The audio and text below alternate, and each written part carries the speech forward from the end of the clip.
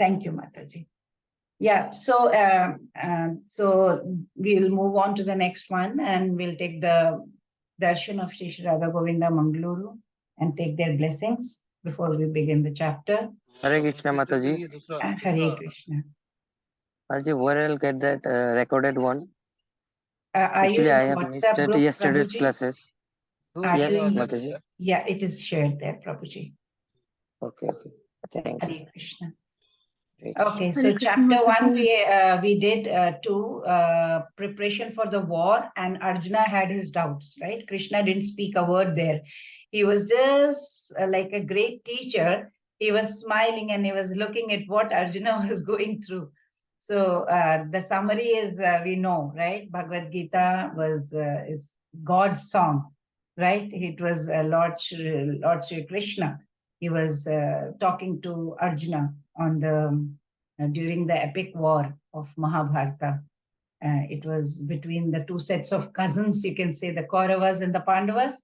And before it was about to commence on the Kurukshetra field, this was done. So the detailed account, why did they fight? Why did the war happen? What were the reasons that led to this kind of colossal war? It's given right in the, if you can read in the introduction portion of the setting of Bhagavad Gita, you can see there. And it is primarily, it's the conversation between Lord Shri Krishna and Arjuna. And how does it begin? It begins with Dhritarashtra asking Sanjaya what is going on the war field, because he could not leave the palace of Hastinapur, but he was as such eager to know what was going on the battlefield. And Sanjaya was the disciple of sage Vyasa Muni, and he was the ears for and eyes for Dhritarashtra. He had that miraculous power of that divine vision which Vyasa Muni had bestowed upon him. So that is why he could hear and see also what was transpiring on the battleground of Kurukshetra. And he gave a first-hand account or report to King Dhritarashtra while he was sitting in his palace. So this is about chapter 1. And then Arjuna comes and he says, I don't want to fight. And the reasons he was giving was what? Anybody remembers the reasons? Why did he not want to fight? Because compassion? Yes. Compassion, yeah. Also, indecision. Enjoyment or no enjoyment? No enjoyment. And no enjoyment, yeah. Yeah. And then fear of sinful reactions, destruction of family traditions. And he was completely not able to decide on his own. And then he surrenders to Lord Krishna. This was what was going on in chapter 1. Then section 2, chapter 2. Now we come to chapter 2. It is 72 shlokas, okay? So Arjuna is not able to cope up with the current situation. He is really very sad. Why? Because right in front of him, he could see his elders, his teacher, his guru, his grandfather. Oh, I don't want to take part in such a battle. I refuse to fight, he says. And then he requests Lord Krishna to be his spiritual guru, his spiritual teacher. And he pleads, he says, please guide me. What is the proper path of action? What am I supposed to do? He was not able to decide. So this is when Lord Krishna, he says, okay, I'm going to tell you how to do, what to do. So first 1 to 10, you can see in chapter 2, first 1 to 10 shlokas, you can see Arjun is still in Vishada Yoga only. It is in continuation. He is still sad. And from 11th shloka to 30th shloka, you can see kind of Arjuna's first argument, first argument was Karuna, Daya, Krishna, compassion. And Lord Krishna is going to contract that. He will say, we are not the body, we are the souls, right? And it's a science of soul, right? Body, because body is temporary. So we are getting attached to it of no use, he says. So, you say you're killing him, he says. Krishna says, you say you're killing him, but you're not killing, as soul is eternal. and it's the body that's gone because it is temporary. From 31 shlokas to 38 shlokas, he says there, see, there is no enjoyment. What do Lord is counteracting that one? He says, see, you do your prescribed duties. You're a Kshatriya. What is your duty? Your duty is to fight. That's your dharma. Even if you're going to die while fighting, you will attain Swargaloka. And if you win, then anyway, you'll have Dharma Rajya. So that is what he says in all this. Then Lord reminds of his social responsibility as a warrior, that you have to fight, uplift righteousness. You have to uphold also righteousness.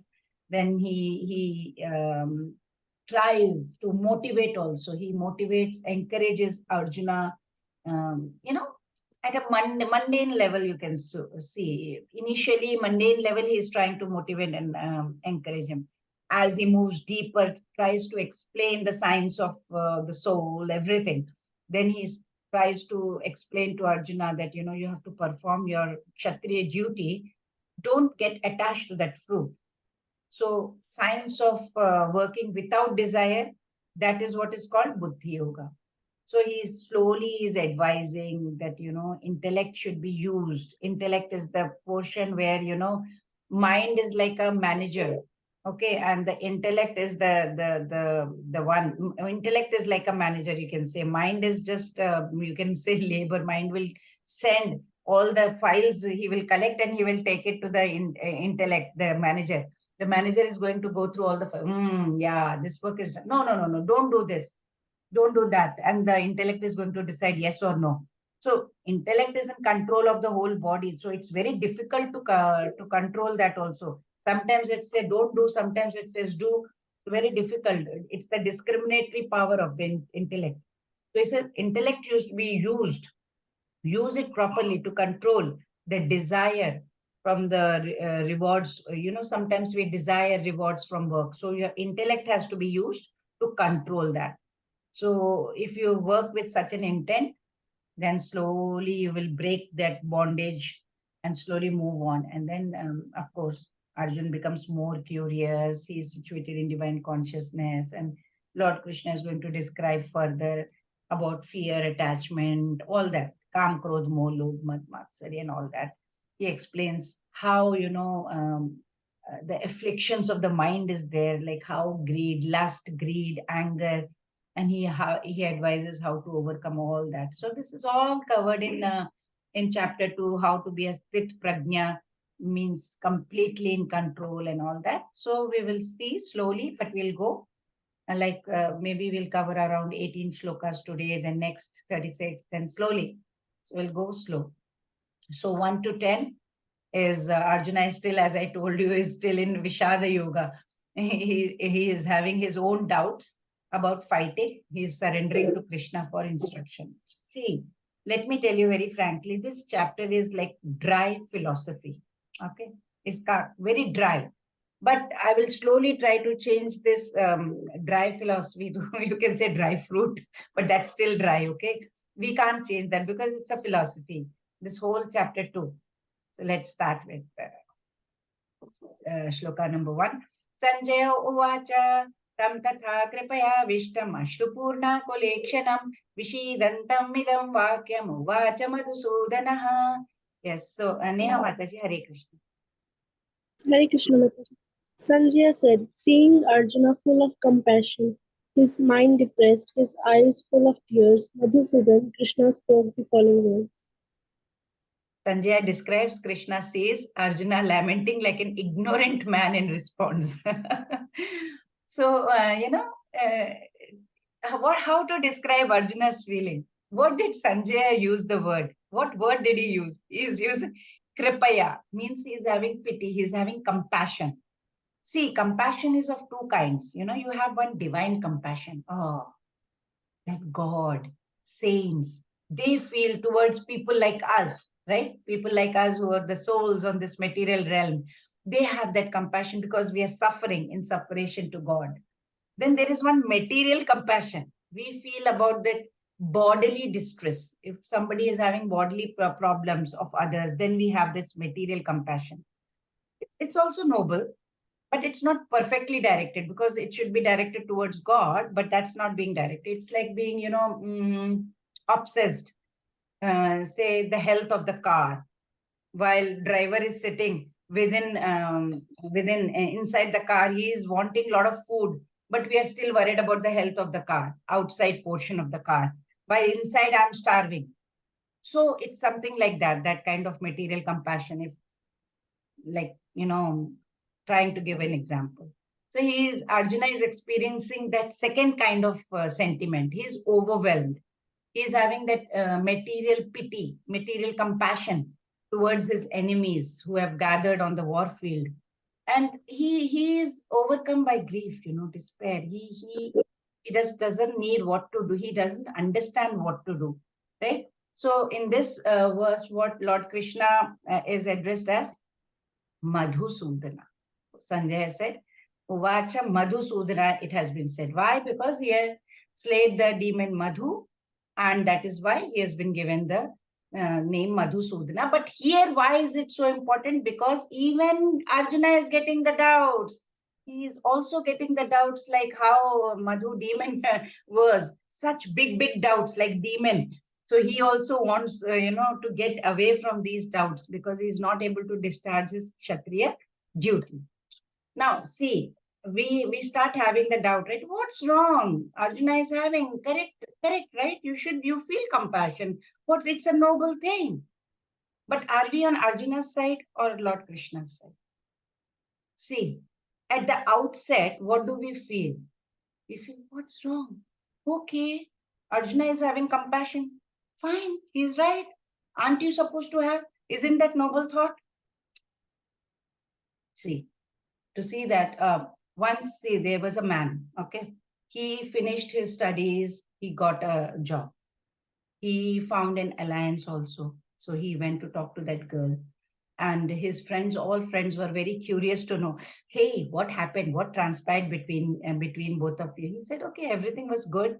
She was very nice, and I like her, and we have decided to go ahead.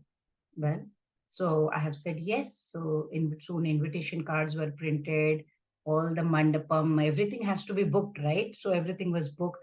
All guests were invited. So on the day, he was supposed to get married, he came on a horse with band, baja, barat. Everything was going on beautifully. Everything was decorated beautifully. He went onto the stage with Panditji was sitting over there waiting for him. Then they started the puja, the ceremony started, and then the fairas. When first faira finished, second faira finished, third round was going on, he stopped. He called his father. Father, please come. I need to talk to you. Okay, what is it? He said, Brahma Satya, Jagat Mithya. So I am not going to get married. Now tell me, what would father say? Will he say, Arey wah, bhai, kya baat hai, so nice, get down the stage, shabash beta, yes, you are right. Or will he say, what the hell are you talking about? Have you gone out of your senses? Why didn't you think of it before? Why after the 3 fairas? You spoke to the girl, you decided, you said yes, you were having everything was okay. Then right now, when 3rd faira is going on, you say, I don't want to get married. Is you Jagat Mithya, you say? What are you talking about? Same way it is Krishna and Arjuna. Right? So if now tell me, father is right or the son is right here? 3rd faira is going on. So that way, Arjuna, he's knows what is going on. Everything is done. Everything was decided. Krishna had gone for the peace talks. Everything, nothing could materialize. War was to take place. They are on the war field now, standing in middle of the war field. He says, "I don't want to." It's something kind of example that we can think of, right? So of course, Dhritarashtra would be very happy, right? But he knows Krishna is there, so something will happen. So okay, so 2.1, it's like talking about material compassion, having a lot of lamentation, tears, right? Not having much self-realization is not there, right? When you're thinking. So what is a self-realization? It is an analytical study of soul and material body. It will be explained by Lord Krishna. He is going to explain as, a person puts on a new garment, right? I want to wear a new shirt or something. What will I do? Can I wear it upon my old shirt? Keep wearing upon my old shirt? I cannot, right? It will be too thick. I cannot wear it. I won't fit in. So I have to remove the old garment first and then wear the new one, right? So the soul, similarly, it accepts the new material bodies, giving up the old and the useless ones, right? If a person is drowning, the analogy over here, it is giving saving dress of drowning man. That's, for example, a person is drowning and he doesn't know swimming. So what are you going to do? He is wearing that, oh, party wala coat, black coat. Oh my God, I must save that coat. Will you save the black coat that he is wearing, or will you save that whole person? Same way, we have to save the soul, not the body. That's what is going to be explained by Lord Krishna in detail. Shri Bhagavanuvacha Utaswakashmalamidam Vishame Samupasthitam Anaryajushtamassvargyam Akirtikaram Arjuna. Hare Krishna. Please, Shravani Mataji. Hare Krishna Mataji. Hare. Supreme Personality of Godhead said, My dear Arjuna, how have these impurities come upon you? They are not at all befitting a man who knows the value of life. They lead not to higher planets but to infamy. Hare Krishna. Hare Krishna. Now you see, Lord Krishna, what did he say here?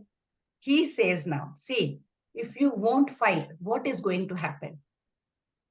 Arjuna, in the middle of the war field, now you come and now you say, I won't fight. Three things can happen. What are those? He says, Anarya, Anarya. Arya means what? Arya is a warrior who is in Krishna consciousness. Anarya, who is not. So he says, what are you doing? You are becoming Anarya. It is not right. And Akirti. If you run away from Kirti means yash. You have reputation, great reputation. You have great reputation as a warrior. Now what will happen? It will go down. You will get Akirti. You are running away from your duty. That's not good. It's bad reputation. Anarya Jushtama Swargyam, Akirti. Then Aswargyam means if you won't follow Kshatriya Dharma, then there is no heaven for you at all. Because if you are going to follow your Dharma only, you can get heaven. So if you are not going to follow Dharma, that is not going to happen. See, he says, Anarya Jushtama Aswargyam Akirti. These three things are going to happen to you, Arjuna. What are you doing? See, before cancer spreads in the body, isn't it wise to remove that rotten part, whichever part is there? See, for example, what did Krishna do? Krishna went for this peace talks, right? That's like homeopathy treatment. He tried that. He went. He spoke very nicely, gently, and had that peace talk. Did it work? No, it didn't work. He said, give 5 villages to them. They go, kya hai, khatam karo. Why? Big deal. But no, a big no came from the other side. So the result was what? Homeo treatment didn't work. So they had to go for allopathic surgery. Now, who will do that surgery? Arjuna had to do such surgery. If a bad part has to be removed, now it's like, a patient is lying on the operation table, okay? And doctor is holding that surgical knife. And suddenly he's standing over there and says, oh, I can't do it. Is that right? Is that the right attitude? That's what Krishna is trying to explain to Arjuna. Bhishma and Drona, what were they doing? They were silent spectators. They were sitting silently during the whole episode of Draupadi Vastraharan, when it was being done by Duryodhan and others. Society degenerates this way only. Like, see, it's like leading by example. Now, if Duryodhan starts doing this, what will other people in the whole society, in the kingdom will say? Oh, it's okay. Oh, our prince, our king, they can do such things. That means it's fine to do. If these people can do, then it must be okay to do such things. No, they should be punished immediately. so that such a thing doesn't become a norm, right? Do you agree? Krishna is saying, Kutaswa, Kutaswa means where did you get this? Why are you getting this kind? Like a child, when he or she says some wrong word, when they come from school or somewhere, they start using some wrong words. What does mother do? Hey, where did you pick that word? Where did you? Who taught you? Friends, where did you get it? Similarly, Lord Krishna is also reprimanding him. He's saying, what confusion? Why are you in this confusion state, Arjuna? Kutatswa? Is it right? Where did you get this? So, see, one loses the ability to discriminate between right and wrong. Why? Because attachment. It is all because he is seeing his grandfather on whose lap he was sitting when he was small, and he is looking at Guru, Dronacharya. Now, when you talk about Guru, naturally, how can anybody would like to, kill a Guru? So, in a way, when you are seeing from that point of view, say, Arjuna is right, but no. Krishna is saying it's anarya, it is aswargyam, it is akirti. Come on, Arjuna, don't do that. Let's move on. Klebyam mas magamah partha netatve upapadyate kritam hridayador balyam yaktvodishta parantapa. Hare Krishna. Yes, Nigda Mataji, Hare Krishna. Hare Krishna Mataji. O son of Pritha, do not yield to this degrading importance. It does not become you. Give up such petty weakness of heart and arise, O chastiser of the enemy. Hare Krishna. Hare Krishna. Klebyam mam. Now, Klebyam mam's Magam of Partha. Now, he is talking in a very strong way. Very strong way now. In this shloka, Krishna is going very strong upon Arjuna. How? He, in a way, is throwing two insults at him. What is he saying? He's saying impotent. He's calling him impotent, not manly, right? Klebyam mams magam of partha. Klebyam is what? Weakness, impotence. So he's saying, Klebyam mam, what happened, Partha? O son of Pritha, you are Pritha's son, Kunti's son. You are trying to do this. So he's thrown one insult at him straight away and being very strong on Arjuna. Important, he said, first word. Second insult, Shudram, Shudra. Actually, he's a Kshatriya. So calling him Shudra is also an insult. So he's saying Klebyam, he's saying Shudram. Hridaya Dorbalyam, weakness in your heart. You are having Hridaya Dorbalyam, your heart is very weak. What is happening? Uttishta, come on, get up. See, what happened during Ajñatvas, when they were supposed to be in Ajñatvas, 12 years during that Vanvas, 1 year they had to be in Ajñatvas. Ajñatvas means when they cannot reveal who they are. They were not supposed to reveal. If they were found out that they are Pandavas, they have to repeat that exile again. So that 1 year. During that time, Arjuna went to heaven. They in those days, they had that power. They could go anywhere. So he went to heaven, etc., to get, weapons and from his spiritual father, Indra. He loved him a lot. He gave him a lot of gifts also because Arjuna helped him to kill many, many demons who were opposing Indra in those times. So Indra definitely was very happy with Arjuna, and he said, okay, Arjuna, come. You sit in my sabha, in my place where I'm sitting. Come on, enjoy with me. So all the apsaras were dancing, Urvashi was dancing, everybody. And Arjuna just kept looking at her, his eyes glued. So naturally, Urvashi was flattered. She was very happy. She, at the end of the whole thing, she came to him. She said, okay, Arjuna, I think you are really, smitten by me. Come on, come with me. You can be with me. I think you are, she thought that he was smitten by her beauty. But Arjuna did opposite thing. What did he do? He went and he touched her feet. So she was shocked. What? He said, no, no, no, no. I was not looking at you with those eyes, I was not looking like that. It is because my ancestor Pururava was there once. He was completely taken up by your beauty. He was bewitched by your beauty. So I was just trying to understand that and trying to think about that. He was my ancestor. So my Purvaj was in love with you. So how can I be? I cannot think of you in that way. She didn't like it. She got insulted and she cursed him. She said, you will become a napunsak, impotent. So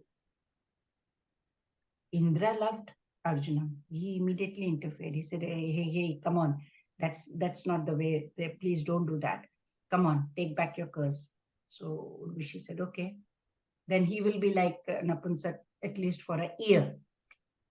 So that's why when in the Virat Nagar, when Arjuna was there, all the Pandavas took different roles, right? Bhim took the role of a chef in the kitchen and all that. Nakul Sahadev, they were in the stables, and Yudhishthir was the advisor for the Virat king.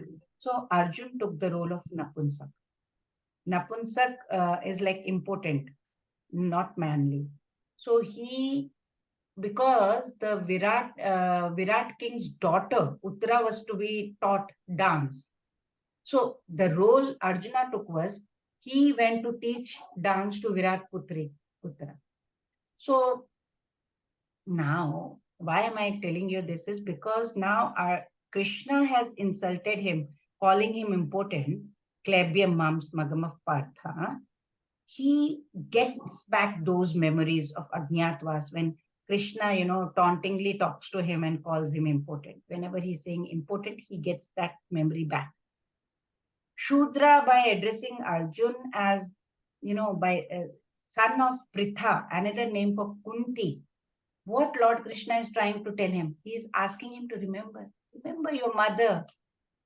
Do you know who your mother is? She's Kunti. She's a Shastrani, not Shastrani, Shatrani, Kshatriya, Shatrani.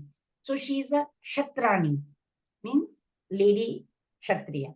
So she had worshipped Indra. She got with his blessings. You were born, Arjuna.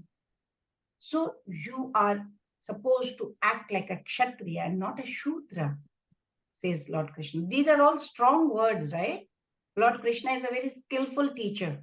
So he's really reprimanding Arjuna over here. Yeah, let's move on. Arjuna uvacha atham bhishmamaham sankhe dronam cha madhusudana ishubhiv pratiyotyami puja harvari sudana. Yes, Bindu Mataji. Hare Krishna.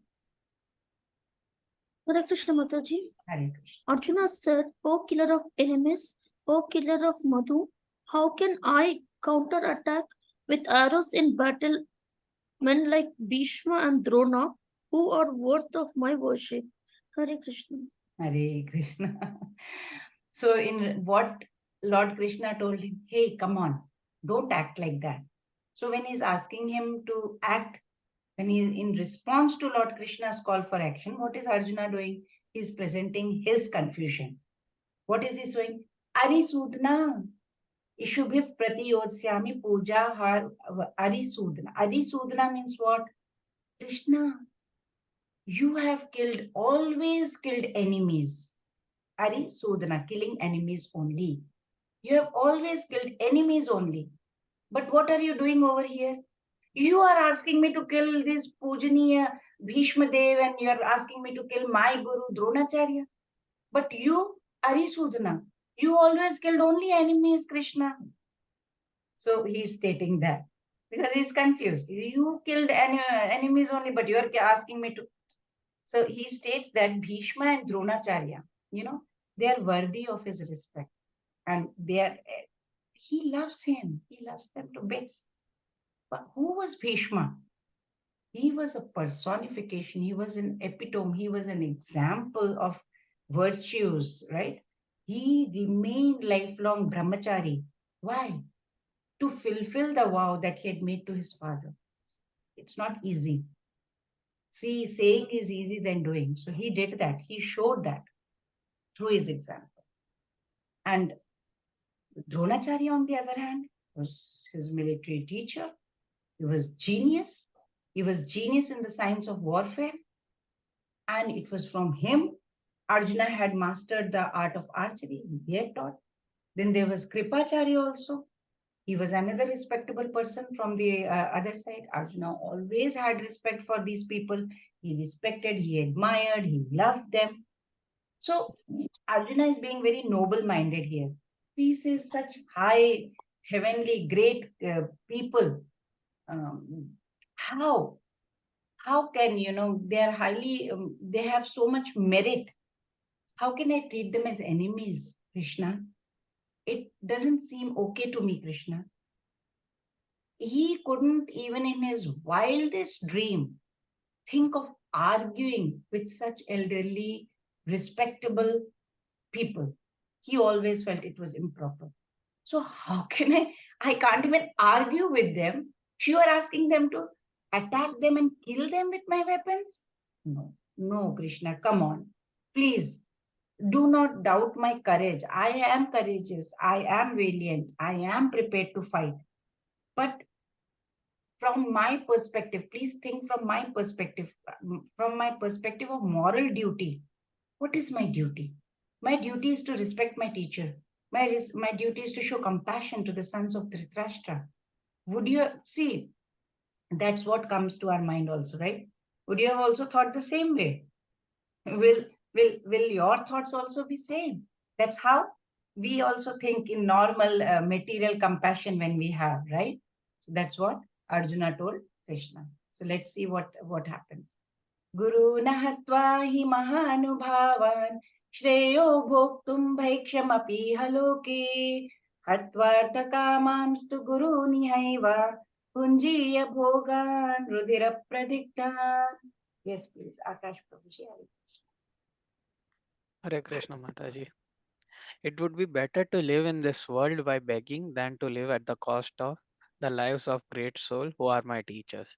Even though desiring worldly gain, they are superiors. If they are killed, everything we enjoy will be tainted with blood. Hare Krishna. So he says, Guru na hatvahi mahanubhavan. Mahanubhava. Mahanubhava is an important word we can ponder upon. Why?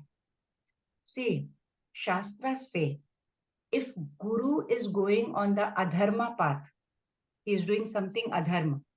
It is written over there. We can leave him. But here, they are Mahanubhava. Arjuna says Mahanubhava. But how are they Mahanubhava? Remember how silently they sat through Draupadi Chirharan? How can there be Mahanubhava? It was worldwide news. Of course, there was no internet, no TV, no Instagram, no Facebook messages and all. But even in those days, messages would spread like wildfire. So how are they Mahanubhava? Right? Even when we see a serial or a movie or anything, what happens? After that, some people are sitting on the dining table and they're discussing about the ending. I think the ending, the director should have done that. I think that is not proper. This character didn't play this well. This should have been, we discuss for 2-3 hours. There will be a discussion on it, right? So naturally, don't you think Draupadi Chirharan happened in the court, in that sabha? You think nobody would have discussed about it? Would they have kept mum? It would have spread like wildfire. And what is Arjuna saying over here? He would prefer to live by begging than committing this kind of heinous crimes. See, now there are examples as to who did not follow Guru's orders. Who did not follow Guru's order in the history, if you know, remember? Bali Maharaj. Bali Maharaj did follow Shukracharya's word when he said, don't agree to Vamandev. Vamandev had come to ask for charity, right? Remember? He asked. So he said, I want charity. Shukracharya said, come on, this is Vishnumurti in disguise. Don't agree to whatever he is saying. He is going to take away everything. Bali Maharaj did not agree.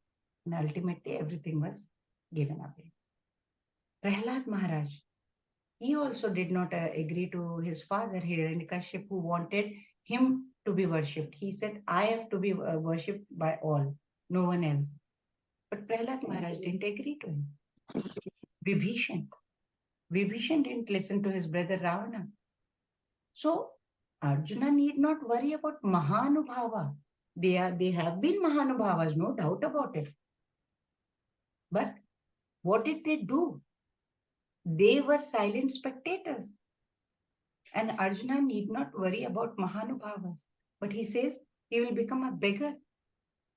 Bhavati Bhiksham Dehi. He is ready to do that. See, even if he goes and starts begging also, let's say he goes and begs also, one cannot give up one's nature. Like, for example, let's say Arjuna has gone. He says, Bhiksham Dehi. Okay, he goes for Bhiksham. Now there is a woman over there and she is being beaten up. Or maybe she is in trouble. Do you think he will say, oh, I am supposed to do only Bhikshatan, Madhukari.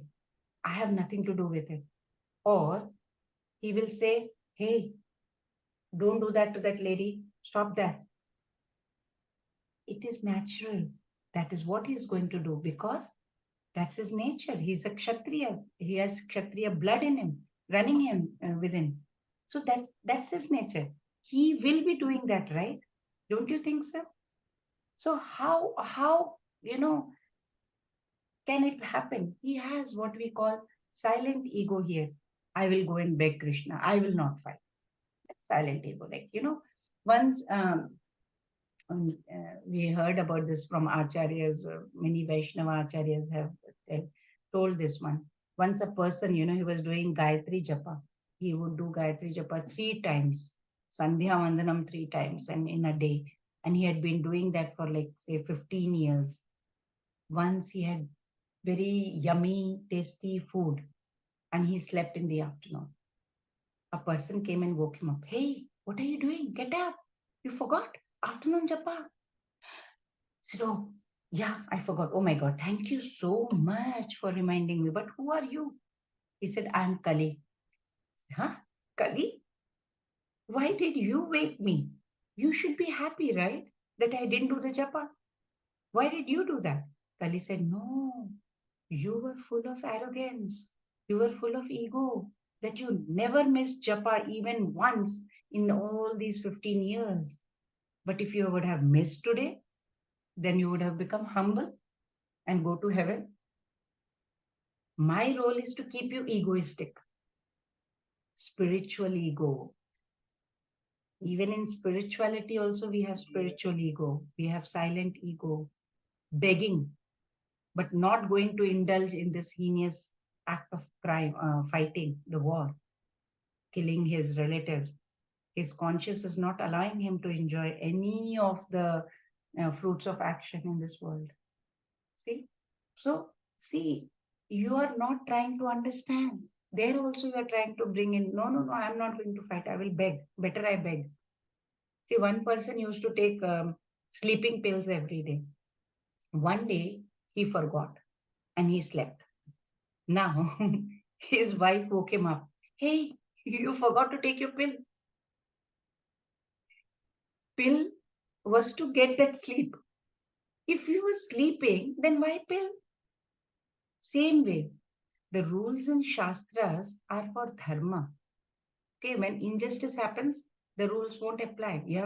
The rules are made so that we follow dharma.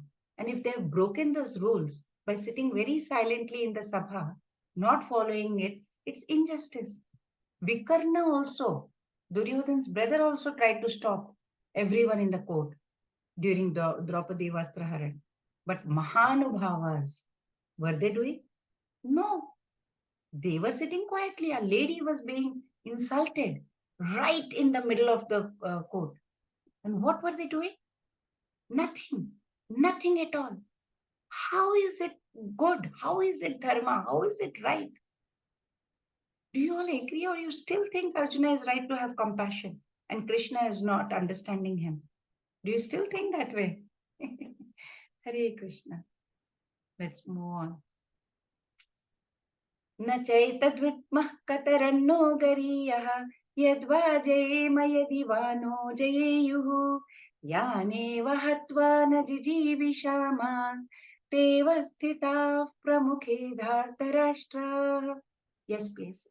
Pratima Mataji, Hare Krishna. Nor do we know which is better, conquering them or being conquered by them. Sorry.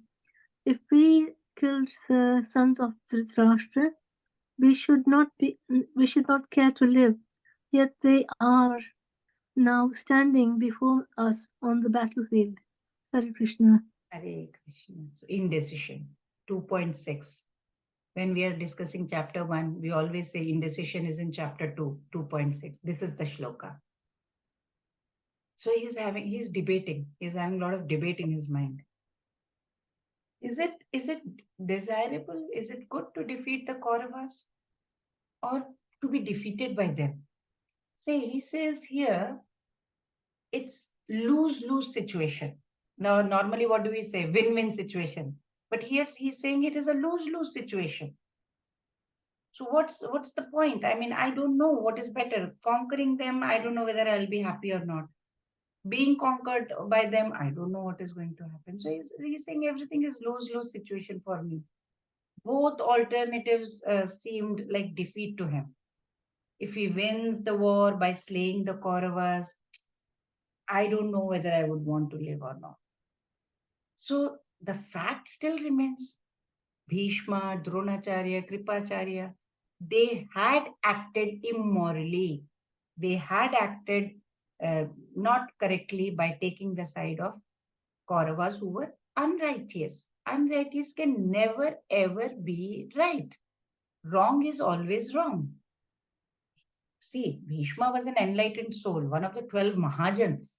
Remember, his actions can never be against the principles of Dharma. See, he fought on the side of Kauravas, but he told Yudhishthir, the eldest brother of Pandava brothers, right? Eldest one, Yudhishthir. He said before the war only, okay? He said, I know I am obliged to fight on the side of unrighteousness. He agreed to that, unrighteousness, see, but I give you the boon that you will be victorious. You will win this war. So Bhishma knew that Pandavas were righteous. He knew Lord Krishna was on their side.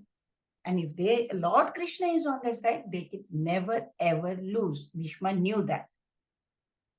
Still, by taking side of adharma, unrighteousness, so what did he show? What was he proving? He was showing that even the biggest forces on heaven, earth, wherever, they cannot make adharma or unholiness win in this holy war. That's what he's trying to prove here. He is taking the side of unrighteousness. No one can defeat Bhishma. He has got Ichha Mrityu also. But still, what point Bhishma is proving over here?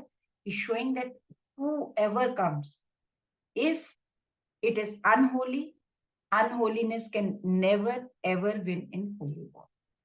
So what is it that he's doing? He's offering biggest sacrifice. He's laying down his life. He's helping. He's assisting the divine in the divine pastimes of Lord, in the Leela of Lord Krishna. Lord Krishna also knows.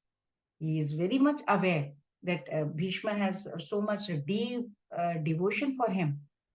Even though he was fighting from Kaurava's side, he knew that. That is why, what did he do? Remember, in Mahabharata war, he upheld Bhishma's vow. He broke his own vow. Krishna will always break his promise, but he will never ever let his devotee's promise break. What had happened? Bhishma, during Mahabharata war, he had resolved that on this particular day during the war, before sunset, on the next day, he would either kill Arjuna, the Pandava warrior, or he will give up. Now, he will make sure, he said, either Arjuna has to be killed, or I will make sure Krishna has to pick up the weapon. Lord Krishna, what did he do? He broke his vow. What was Krishna's promise he had made before the war? He said, I will never lift any weapon during the war. Oh, weapon. But what did he do? He He took the broke wheel. his own vow of not lifting the weapons in the battle of Mahabharata. Bhishma fought valiantly. Arjuna's chariot was shattered. Everything was going. He was stranded on the ground. He would have been. Bhishma had the capacity to kill. At that stage, Lord Krishna, what did he do? He lifted the chariot wheel and he came rushing towards Bhishma to prevent Bhishma from killing Arjuna. So Bhishma saw the Lord with chariot wheel in his hand and he broke into a big smile. Okay, Lord always loves his devotees and he is ready to break his vow, but not devotees' vow. So he understood. Bhaktavatsala Bhagavan, and he has broken his vow to honor the vow of a devotee. That's what Lord Krishna and Lord Bhishma's relationship is. But here Krishna is telling Arjuna to kill him. So, and Lord Krishna reciprocated that loving devotion by coming and meeting Bhishma. Remember, right? When he was lying on that deathbed of arrows, Lord Krishna came on his own. He came, he gave his darshan. Right in front of him is Bhishma, left his body out of his own desire, his own wish. He just wanted to look at Krishna and then die. This is what the relationship was. But still, what is Krishna telling Arjuna? Kill him. Means what? Unholiness can never be there in front of holiness. That's what we have to. Dharma is always going to be victorious, is what is being told and known to us over here. We are trying to learn this, that, it is very, very important that dharma, we have to follow that dharma, come what may, right? Karpanya doshopahatah svabhavah pritchami tvam dharma sammudha chetah yachreyasyan nishchitam bruhi tanme shishyasteham shadimam tvam prapannam. Yes, Swapnil Prabhuji, Hare Krishna. Hare Krishna Mataji. Arjuna said, now I am confused about my duty. I am your disciple and a soul surrendered unto you. Please instruct me. Hare Krishna Mataji. Hare Krishna. Very great moment, right, in Bhagavad Gita? For the first time, Arjuna, who is Lord Krishna's friend, is requesting him to be his guru, right? So it took in the 7th shloka, he is saying that I want you to be my guru, I surrender to you. And Arjuna is pleading to Lord Krishna. I'm overpowered by karpanya dosha, the flaw. I'm feeling very miserliness. I'm feeling very, in my behavior, I'm feeling that. So he is requesting Lord to become his guru. Please instruct me. Which path should I take? The path of auspiciousness. Instruct me how to do that. So see, not even the most elevated spiritual aspirants, they can cross this material ocean without the grace of the Guru. If there is no grace of the Guru, whatever you may do, it's difficult to cross. See, to demonstrate the need for accepting a Guru to gain knowledge, what did Lord Krishna do?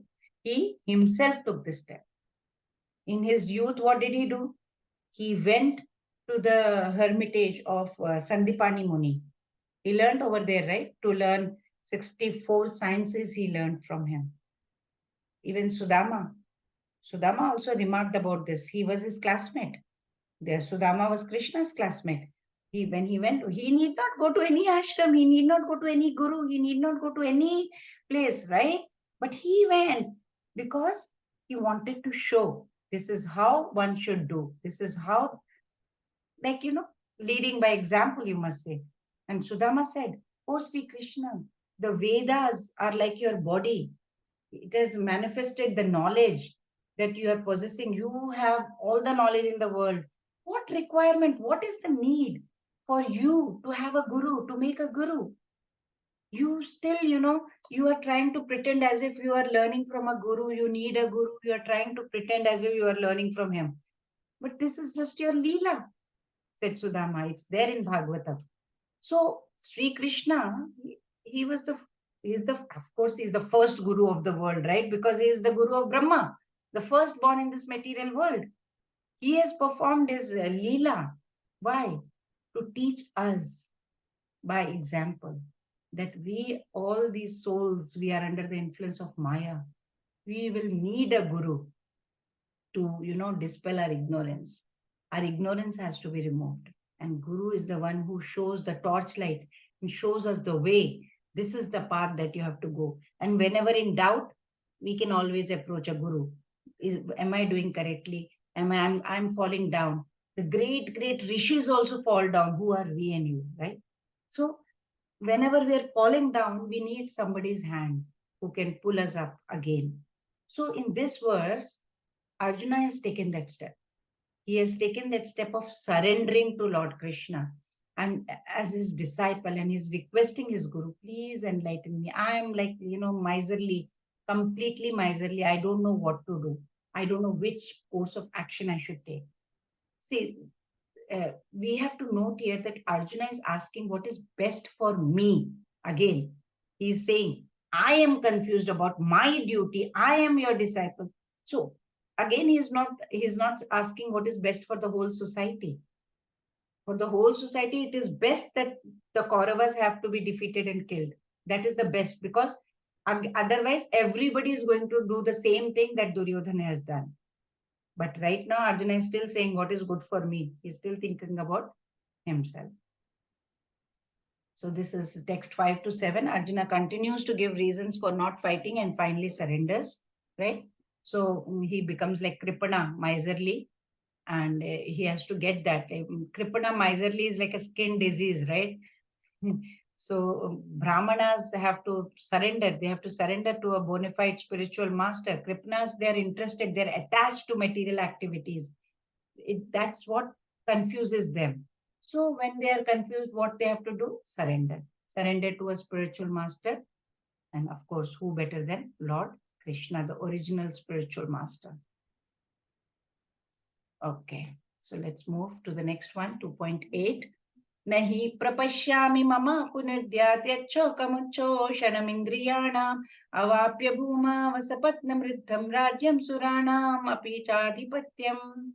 Yes, Triveni Mataji. Hare Krishna. Hare Krishna Mataji. Hare Krishna. I can find no means to drive away this grief which is drying up my senses. I will not be able to disciple it even I win a prosperous, unrivaled kingdom on earth with sovereignty like the demigods in heaven. Hare Krishna Mataji. Hare Krishna. So see, when we are flooded in misery, the intellect keeps analyzing. What is the cause of misery? Aisa kyun hua? And when it is not able to think, unhappiness sets in. So intellect is always thinking like that. So Arjuna's problem was big, also becoming bigger because of his weakness. His intellectual abilities, material knowledge that he had got was not sufficient, insufficient to save him from the grief that he was facing, right? So he accepted Lord Krishna as his guru.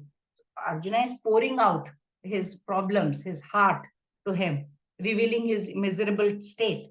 His situation is not unique, right? We are also having the same thing. We also can relate to that. It's the situation we sometimes find ourselves in. We are going through this journey of life. There are so many times we want happiness, but we experience misery. We want knowledge, but we are unable to fit into that. We are having that cloud of ignorance. We are not getting that. We crave for perfect love, but all the time meeting disappointment. College degrees, all the knowledge that we have acquired, even if you have acquired scholarship, they will not provide any solution to the confusion that we are facing in this life, the complexities we are facing in this life. We need divine knowledge to solve the puzzle of this life, right? So this chest of divine knowledge is opened when we find a right guru, true guru, one who is situated in that divine existence. Again, condition is there. What is the condition? We have to have humility, humbleness to be able to take that knowledge from him, to learn from that guru. Such is the path that Arjun has decided to take over here. He says, I'm going to take that kind of thing, path. He says, I'm not able to decide that way. Otherwise, this complete grief is facing. Sanjaya uvacha eva muktva rishikesham gudakeshav parantapah nayotsya iti govindam muktva tushnim babhuvaha. Yes, Snigdha Mataji, Hare Krishna. Hare Krishna Mataji. Sanjaya said, having spoken thus, Arjuna, chastiser of enemies, told Krishna, Govinda, I shall not fight, and fell silent. Hare Krishna.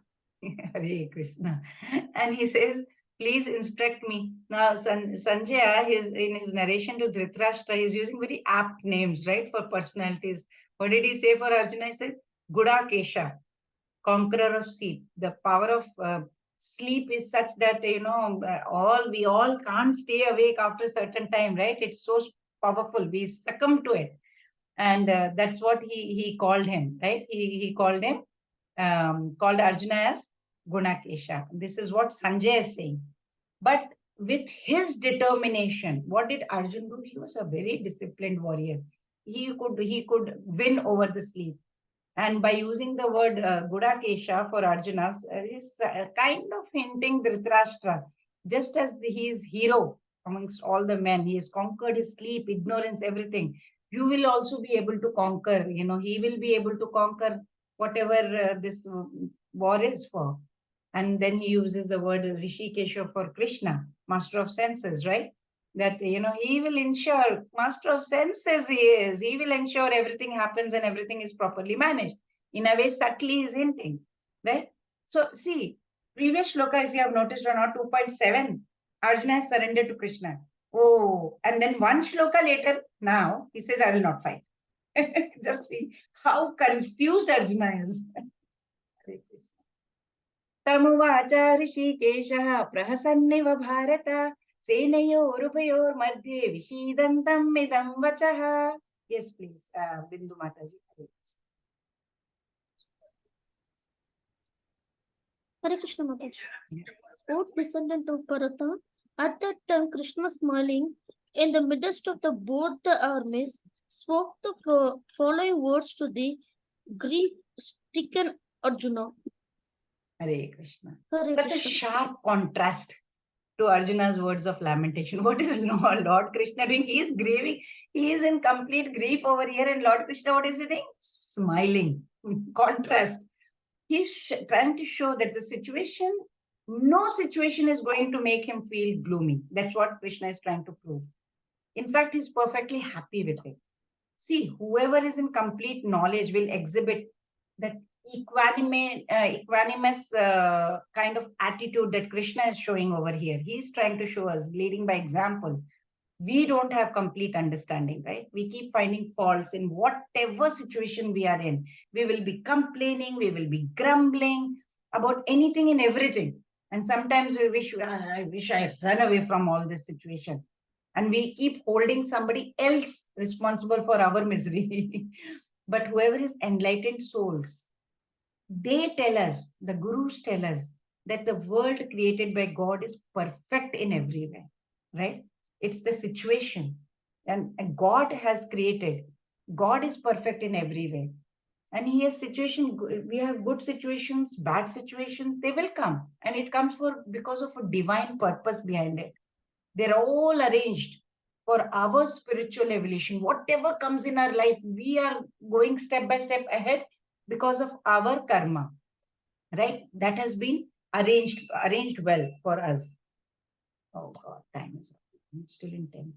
Those who understand, this kind of purpose behind it, they will never get, bewildered by this difficult circumstances. So, see, there will be difficult decisions, we have to make. Such situations will come. And when such situations come, who to approach? Guru, perfect authority. So he's smiling now. So from 11 to 30, Lord Krishna is going to give fight. There is no death for the soul. We'll do only 2-3 shlokas more and then we'll wrap up. Sri Bhagavan Uvacha Ashocyananvashocastvam prajnavadamshcha bhashase gatasuna gatasumshcha nanushocanti panditaha. Yes, please, Pratima Mataji.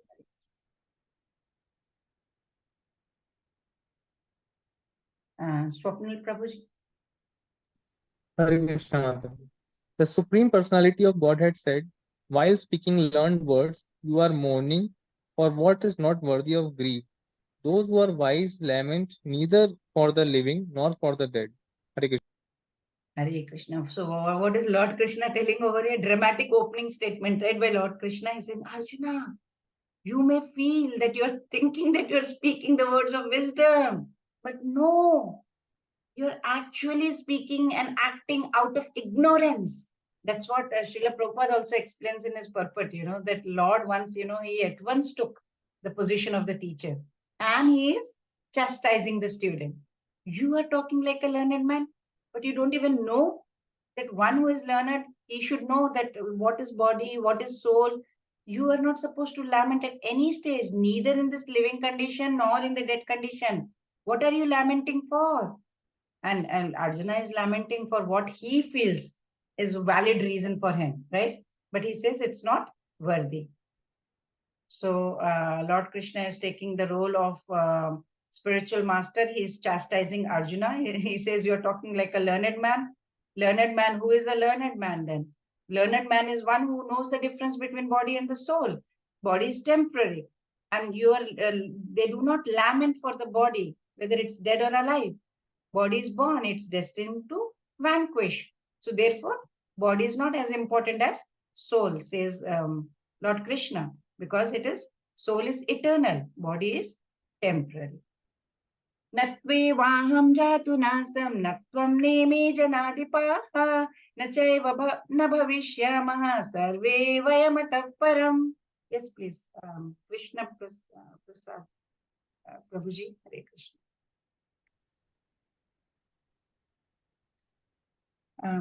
Okay, Snigdha Mataji, Hare Krishna. Hare Krishna. Never was there a time when I did not exist, nor you, nor all these kings, nor in the future shall any of us cease to be. Hare Krishna. Hare Krishna. Now Lord Krishna is explaining. What is Arjuna's problem over here? Bhishma, Pitamaha, Dronacharya, my guru, all are my puja, I must worship them. I respect them. They should not die. But they were there. They are there. There will be there. Why are you worrying? This is what Lord Krishna is trying. So he begins to explain like this, that, the entity that we call the self, that's really the soul. It's not the body. It's eternal, just as God himself is eternal. So if we believe the soul is eternal, then it will follow, logically that there is life after death of the material body. So Lord Krishna is talking about this in the next verse. This verse, usually they use this verse whenever there is a death ceremony in anybody's house or anything. This shloka is read. Natve vaham jatu. Never was a time that I did not exist, nor you, nor all these kings, nor in the future any of us cease to be. Everybody, you were there, we are here, will always be remain. The soul is eternal, says Lord Krishna. Dehinosmin yatha dehe kaumaram yavanam jara tatha dehantara praptir dhiras tatra namuhyati. Hare Krishna. Yes, Bindu Mataji.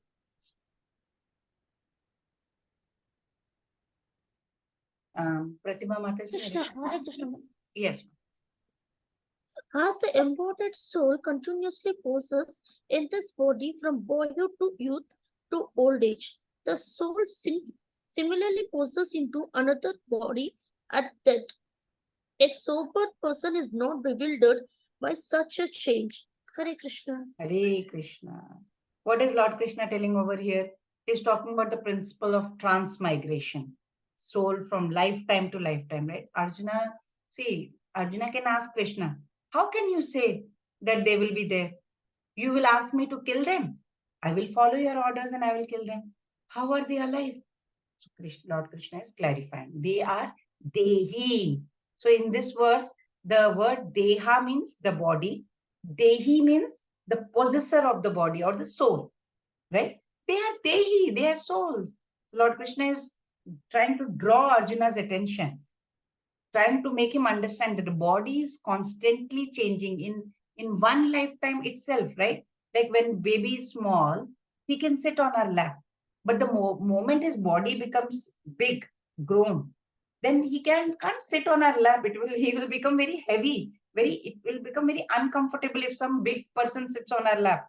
Body has grown, but the soul is same. So let's say you have a sweater. From outside, it will have a certain look when you look at the mirror. From second is when you are seeing it inside the sweater, it's all thread and it's not that great looking. And when you put it in the hanger inside the cupboard, it looks in a certain way, right? But after wearing for a few months or few years, do you start saying, I am the sweater? No, we don't. Similarly, if we are living in a house, okay, how many years have you lived, Snigdha Mataji, in your house? How many years have you been living in the same house? Yes, Snigdha Mataji. How long have you been living? Pratima Mataji, anybody? Mataji, can I say? Yeah. Ma'am, Mataji, I'm in Delhi and I'm staying here for 2 years. 2 years. Now, let's say you have been living in your house for 2 years. Some Mataji will say 5 years, some will say 10 years, whatever. Do you say after living 2 years that I am the house? Or will you say, this is my house? No, Mataji. This is my house. You cannot start out, oh, I have been living in this house for 2 years, so I am the house. Cannot be. For example, if you have a favorite shirt or a favorite blouse you have been wearing for past few years, but have you been going around saying, oh, I am the shirt, I am the blouse? No. The sad part is that when it comes to our body, we say, I am the body. There will be no issue if we say this body belongs to me or I'm living in this body temporarily, then it's fine. Someday I have to vacate this body. I have to go to another body. It's a fact. Nobody can deny that. If we are prepared that way, then fine. That's no problem at all. Problem comes because we are thinking we are permanently living in this body. We are the body. If someone says something to me, my body gets agitated. That's what we are not able to distinguish between the body and the soul. So Lord Krishna here is giving Arjuna the Jnana Chakshu. He's saying, Arjuna, come on, look from a different perspective. See, there is Jeev, Jagat, Jagadish. Jeev himself, Arjuna is the Jeev himself, living entity. Jagat, his life is revolving around his Guru, his Bhishma Pitama and Gurudev, then Dronacharya. And Jagadish, of course, means Krishna. He says, come on, distinguish between them. You're mixing it all. Atma is going to be there forever. It will change bodies. Sober person, he's trying to tell him, if you're a sober person, it means intelligent person, think like that. So last time he directly insulted him, right? Here he's indirectly he's saying, if you're intelligent, you will be able to understand, Arjuna, come on. So previously Krishna had said that they were there, they will be there, they will always be there, they are here. So Arjuna asked, how? To which Krishna is saying, as souls. They will always be there because soul is never going to die. Now, Arjuna may pose a question like, okay, fine, souls, but I can't see them. I can't see them in this type of outer body, right? I will be sad because I cannot see them in this outer body that they are in. For which Lord Krishna answers in 2.14. Let's see what he says.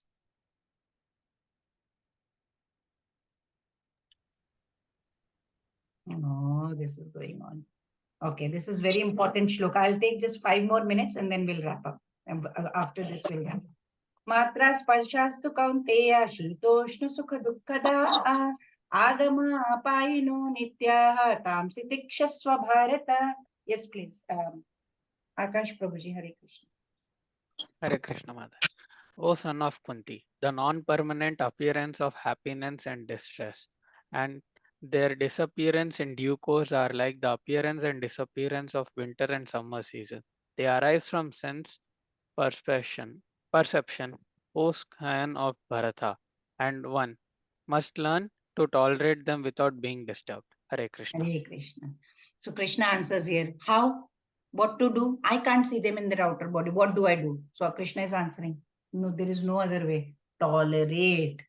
Sahanam. Titikshva. Titikshva means tolerate. There is no other way. So Arjuna may ask, right? Why should I tolerate?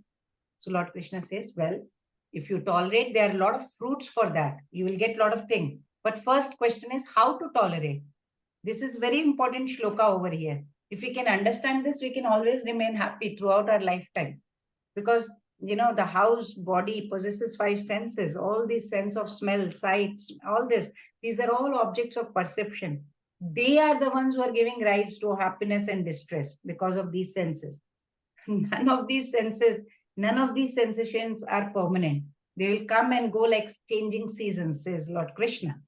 See, even though the cool water in summer, it will give us so much happiness, right?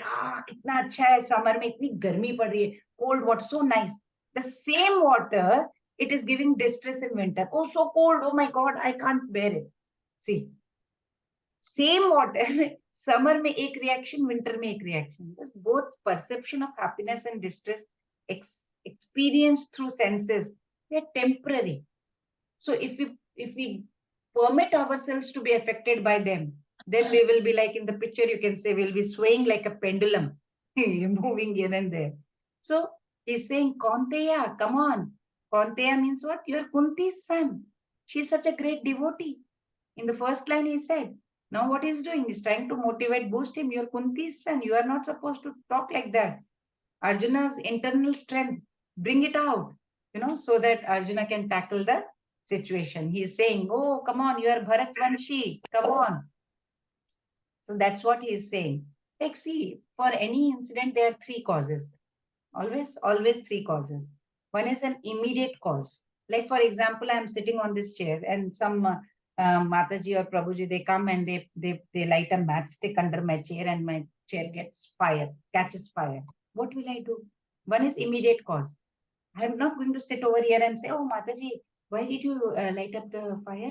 What did you do? What are you supposed to? No. It doesn't mean I won't react. I will react. I will just get up and go away. Second is the remote cause. I will start thinking, I must have done something in my past that is to this person in my previous birth. Maybe, I don't know. So I won't say anything. Third is the ultimate cause. I know God must have sanctioned it. Otherwise, it cannot happen. Nothing happens without his sanction. For anything in our life also, remember, there are 3 causes: immediate cause, remote cause, and the ultimate cause. Just because we are on the bhakti mark does not mean that the incidents won't happen, miseries won't come, everything will be very divine. No, everything will happen. Only our perspective will change. We won't go into depression because we now understand in life, sorrow, happiness, everything will come. But we will be having that chetana, we will be more alert because we are reading Bhagavad Gita. We will understand it is my karma, it is my fault. And then we will remain always balanced. So the takeaway here is a person who can discriminate, he will start practicing to tolerate both feelings of happiness and distress. He will not get disturbed. With this, I will stop for now. Okay, and then we'll continue later. That is tomorrow. Hare Krishna. Mataji, Aishwarya Mataji wanted to talk about, Mataji wanted to talk about the quiz or something? Aishwarya Mataji? Yes, Mataji, the quiz process. Yeah. Yeah, please. If today the time is not enough, I can do it tomorrow, Mataji, because it's already late, right, for others. What do you say, devotees? You want to know today? Tomorrow is fine? Today is fine as well. Okay, today is fine as well. Okay. Okay, Mata. Just give me a second. I'll start sharing the screen. Yeah. Yeah. Can you make me the co-host, Mataji? So I You can share are, the you screen. are, Mataji. Oh, okay. Okay. Yeah.